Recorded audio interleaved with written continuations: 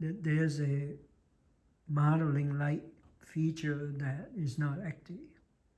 So how do you turn it on? Okay, so you turn it on by pressing on the button, press it in.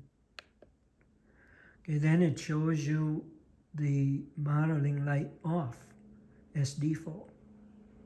You turn to the left, this thing turn on, and it says inter, short for intermittent.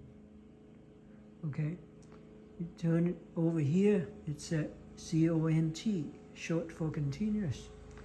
Okay, with the naked eyes, you can't tell the difference, but I guess this thing here is not continuous, it's flashing at a certain rate. Okay, so that might affect the way your photo look.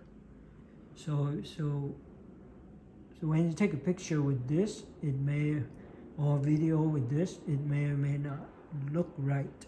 So in that case, you just switch over to continuous. I guess continuous will consume more power. Intermittent won't. So that's up to you, but that's a modeling light.